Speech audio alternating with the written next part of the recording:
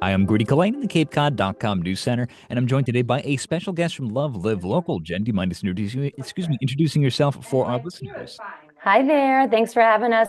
Yes, my name is Jen Villa. I am the newly appointed executive director of Love Live Local, but I'm honored to be a co-founder. Back in 2013, I co-founded the organization with my partners, Jen Villa, myself, Kate Sheehan, Amanda Converse, and I have been the marketing director over these past 10, 11 years. And about a month in as being executive director, stepped into the leadership role, and really excited to take my experience in building the organization and growing it to the next chapter. Yeah, it's a lot of fun. So, I mean, obviously, we're going to talk about how it's like a new role for you and how excited you are, but it's only somewhat new. You've been in the background the whole time, I dare I say. But yeah, tell us a little bit more about your excitement, anything like new or a bit of a twist for you. I'm sure you've kind of seen it all at this point. So it was an easy Yeah. transition. How was it? Yes, absolutely. So, yeah, I'm excited to bring my small business ownership to the leadership as I've been owning a small business along this whole time while running Love Live Local. And again, was kind of the creative force behind the organization, doing the design, photography, marketing, and now I'm able to focus on high level leadership. And I'm really excited about the opportunity to continue to grow our programs. I worked alongside our previous executive director, Amanda Converse, who did an amazing job growing our organization with our small but mighty team and great volunteers, great community support. And we'll be continuing our efforts. Upcoming, we have our Holiday Love Local Fest. So it's actually our 11th Holiday Love Local Fest. And at our past September Fest, which was just held last month, we had about 10,000 attendees.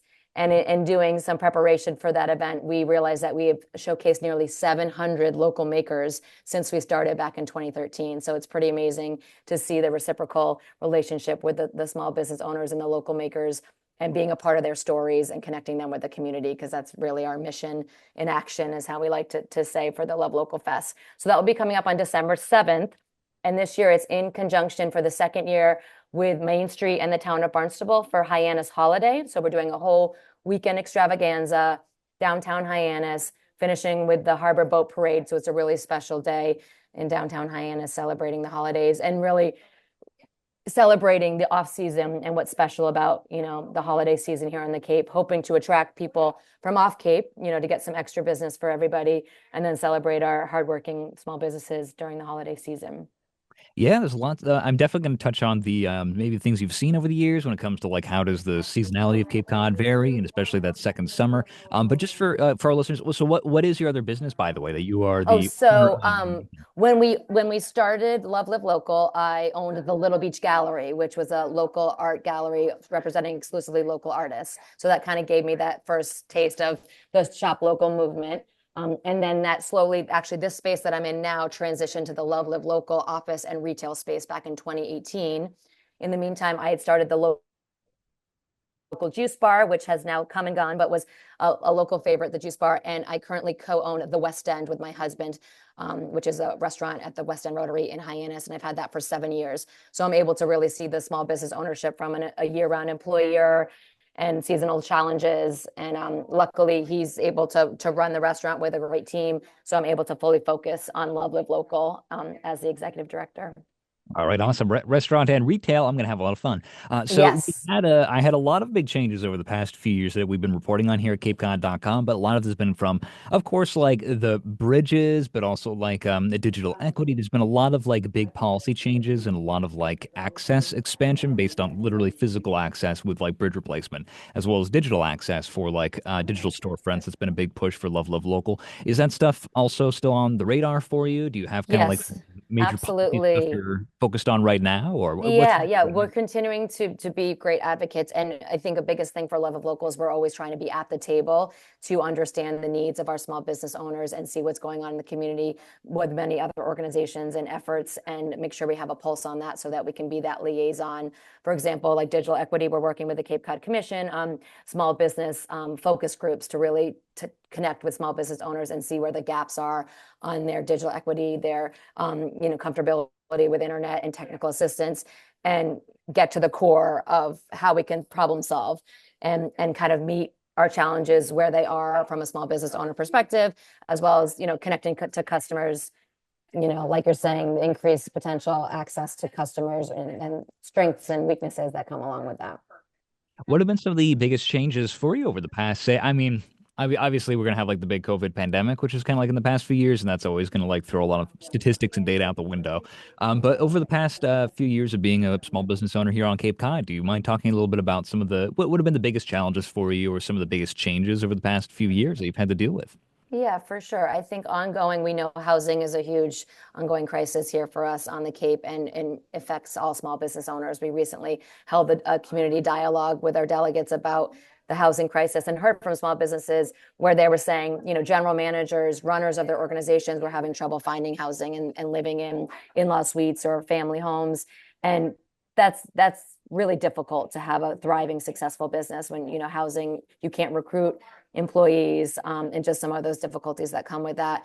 So labor challenges, I think the cost of doing business has just increasingly grown, and we've seen that especially in the last even year. I know as a restaurant owner, but I've heard from other small business owners that just the cost of doing business is increasingly growing, and there's a kind of a cap on what you can get on your the margins on the price of your products, and what you have, your formula that you have had mastered. So that's definitely an issue. I did hear from some small business owners that they had good summers, that they numbers were consistent or a bit more than last year, which is a great thing.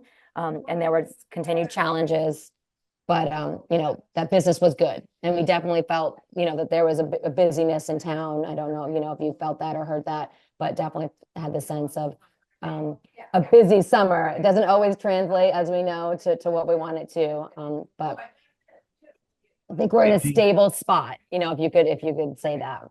Well, yeah, that's good to hear. I know. I mean, it always feels like a busy summer for me here in Hyannis, our office here on West Main Street. But at any rate, so the we are now moving into that like.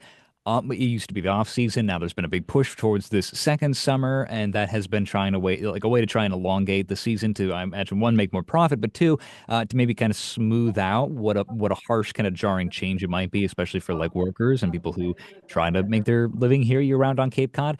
How has that been? How does that? What is your relationship to there as a restaurant owner, especially? How do you handle like staffing changes over the years? Are you thinking it might be better to be smoothing that out to kind of maintain employment? Like, what is the second summer to you, and how do you Yeah. see it being the Cape's next tool, essentially, in the coming years and seasons? Right, for sure. And I think wearing the hat as both love of local, as all small businesses, and as my own personal experience, that the second summer, local summer, is a great thing. And I do think I've heard from people that September has become a month that is truly in play, which is great. Like, to your point, it's not a non-month. It really becomes an extension, a slower, ease into the shoulder season. I do think provides staffing issues, because if that business is still being promoted as being more full-time or operating on all full cylinders, but some of our staffing have left for the season, have gone back to school or gone to school. I know, a lot of, whether it's traveling employees or the kids going back to college, your staffing changes before your business changes, especially when we're extending that summer. But I do think, like organizations like the Cape Cod Chamber and other efforts of marketing this continued season is a positive thing for our community, for our small businesses. It's just meeting the demand where it is and kind of finding your way through that from a small business and from a community member, right? Because we're all part of it. Everybody is engaging in this activity of having visitors, having traffic, having business, pros and cons to all of it, and kind of being prepared for it, I think, is part of the challenge. All right, awesome. Thank you for the discussion over the general kind of business stuff. But while we're also here, I guess we're gonna take it back to Love Live Local. So upcoming, of course, you mentioned the holiday stuff. Is there any other events that you're excited for, or also just Yes. what's your favorite event that you're looking forward to this year?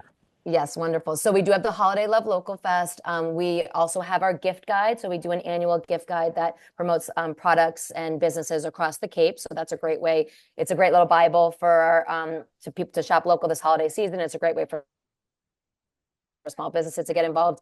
We are also doing our Shift Local Pledge again. So this will be a second year that we've done the Shift Local Pledge. Last year, we asked our community to pledge to shift 10% of their spending to local stores. And we got 166 participants who tracked and reported out to visit over 300 local businesses. And those participants generated $175,000 in revenue that went back into the community, and with more return because it was locally owned. So pretty amazing to see the impact. So we're excited to push that again and make that a big part of the holiday shopping season. All right, awesome. Jen, thank you so much for joining me for this conversation. I appreciate it, and good luck in the new role. And then, is there anything else you wanted to highlight for our listeners while I still have you? Yeah, just always think local first and keep, check us out at lovelivelocal.com and see our events and just be a part of the movement that keeping the Cape so special and unique. It's really important to support our unique small businesses. All right, awesome, Jen. Thank you so much for joining me for this conversation. It has been a pleasure. Thank you so much. Talk soon.